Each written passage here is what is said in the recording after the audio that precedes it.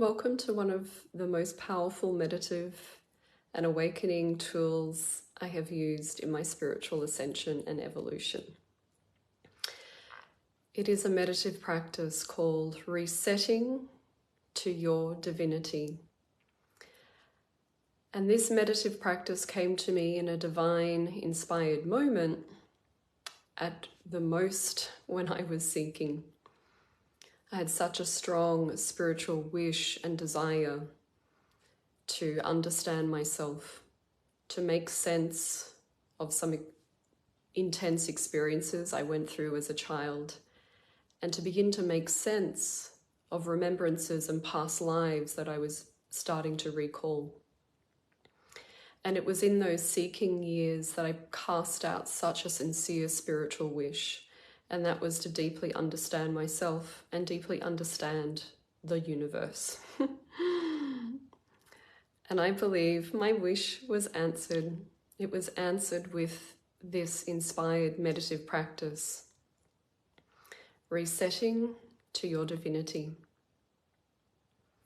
It may sound and appear very simple and very basic and not that powerful and not that effective on the surface. But when you begin to practice and strengthen your ability to understand what the meditation is actually teaching you, it will become, perhaps like for me, one of the most powerful tools that I still use today. I use it 24/7 in all different situations. When I began to truly unpack and understand this meditative practice, I was able to understand mathematics in such a different way. It truly began to open doorways after doorway after doorways for me. The more I practiced, the more my questions got answered. It was like a continual stream of downloads, answers to really big questions of the universe. I began to get information around the sciences, technology that has not been used on the planet in such a long time. I began to enjoy and understand mathematics from such an entirely different perspective. I began to understand the creation process, how planets were made, how interstellar travel was possible.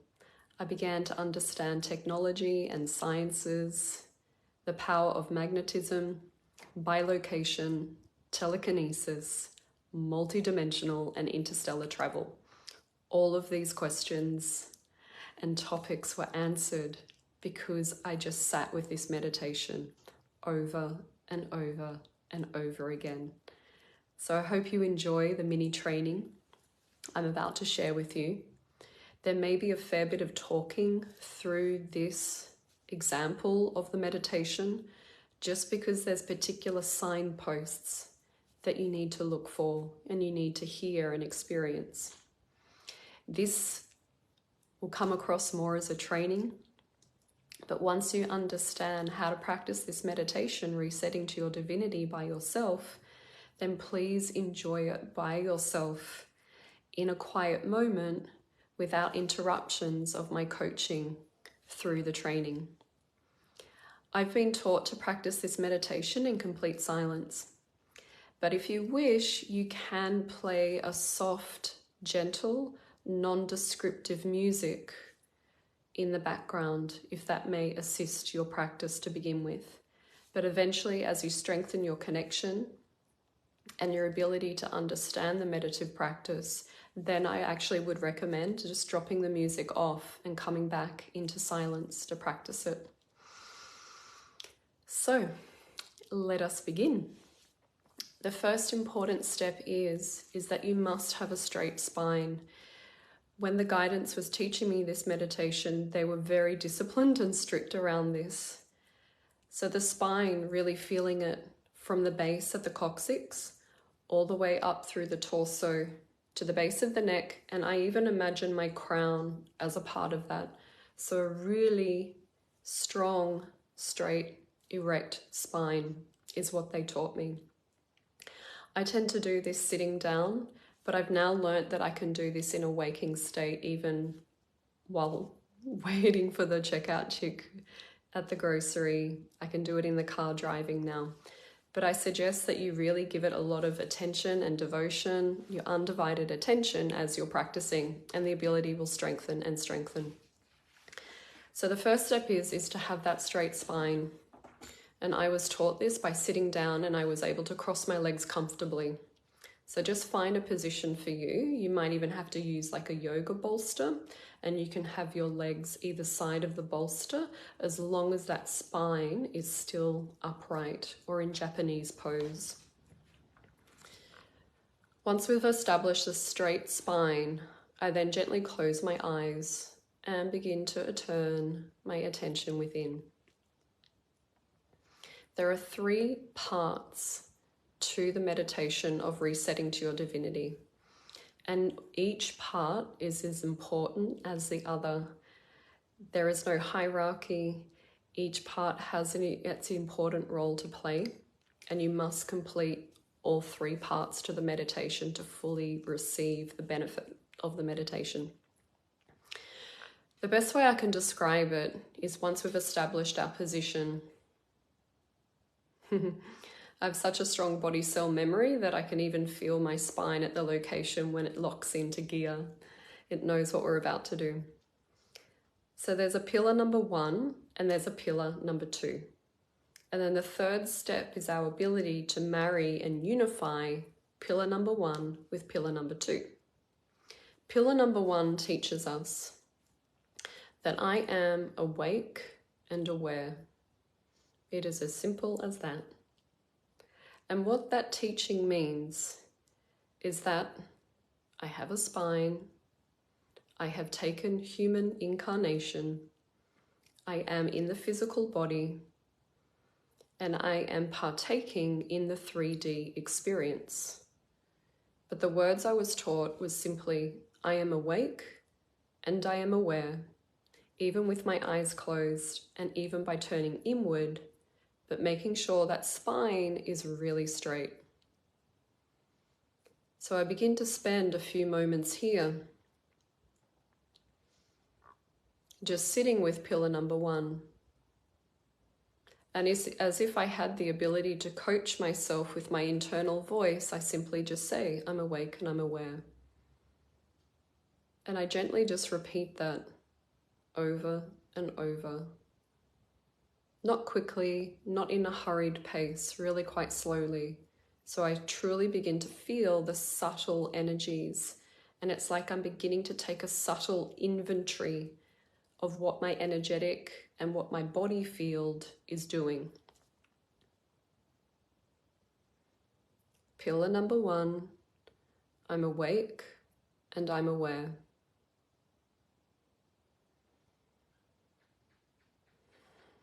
And sometimes I'll even have thoughts of like, yep, this is me. I'm in a body. I'm on planet Earth. I have taken physical form. I am awake and I am aware. And that simply completes pillar number 1. And you can spend 1 minute, 5 minutes, 15 minutes just on pillar number 1. There's nothing to fix, there's nothing to do, and there's nothing to change or improve on when you just simply say that I'm awake and I'm aware. Then we move on to pillar number 2. Pillar number 2 is completely different. And pillar number 2 tells us, through the center point of every single cell of my being, to deeply relax and surrender.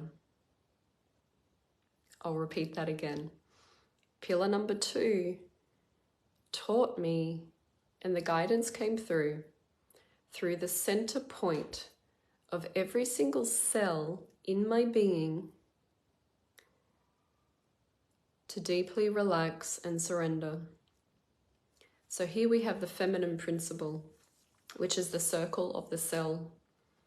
Pillar number 1, however, is saying, pay attention to your spine, which is the masculine principle and the linear pathway.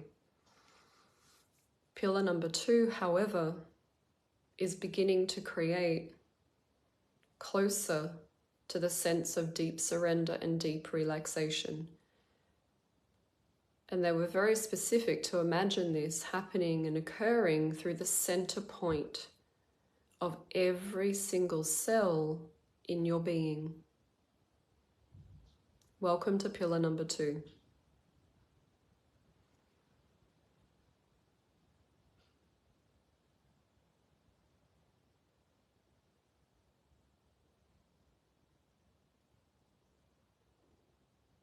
And once you begin to familiarize yourself with the energies of pillar number 2, it's very easy to relax to a deeper level. I usually feel at this point my spine begin to take a curve because it wants to kind of drop into this relaxed position. And so allow that to happen if that's what your body wants to do in pillar number 2. Because at this moment, we're actually simply just exploring all the facets of pillar number 2.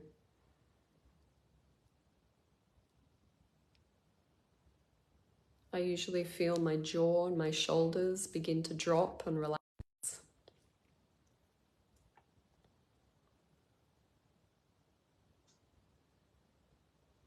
And so this is the type of energy you should be tapping into at pillar number 2.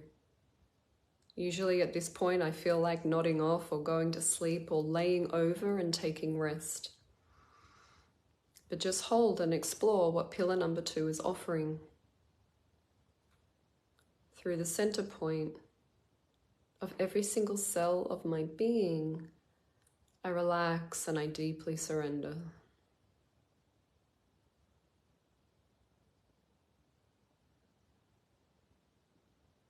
Keep practicing pillar number 2.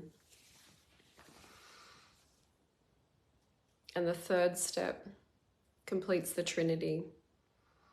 And the third step is a marriage and a unification of pillar number 1, joining and merging with pillar number 2. Again, this seems like such a simple, basic practice. But this is truly what is unlocked and began to answer. It created a portal for me and it began to answer so many of the questions I had of the universe. Like I said, it began to unlock so much of the ancient technology that was contained within sacred geometry. It began to understand galactic dot-dash notation of a universal language that galactic communities use to communicate planetary from one planet to another. It unlocked so much ancient wisdom for me. So the third and final step is not more important. It is important, just as every single step has its integrity and has its place. The third step is the marriage and the unification of pillar number 1 and pillar number 2. We are simply merging the key with the padlock. And when you're able to bring those two together, you are literally able to open doorway after doorway after doorway into your own multidimensional nature and your divine self. So step number 3 is bringing those two together. So this is the dialogue that I would tell myself and how I was channeled and taught this. I'm sitting up straight. My spine is straight and erect and quite strong and disciplined, but at the same time, I'm finding comfortability and a sense of relaxation in my body. I gently close my eyes and turn my attention inward. And I simply say the message from pillar number 1, I am awake and aware.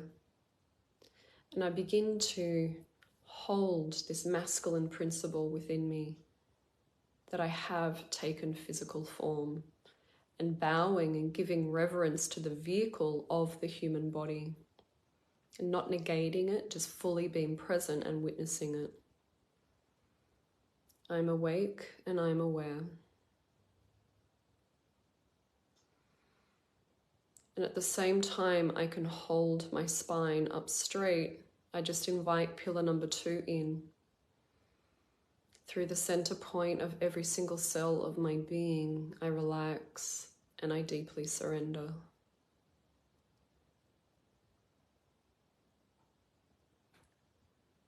And with practice, I was able to train myself to make this co-creation, to make this dance.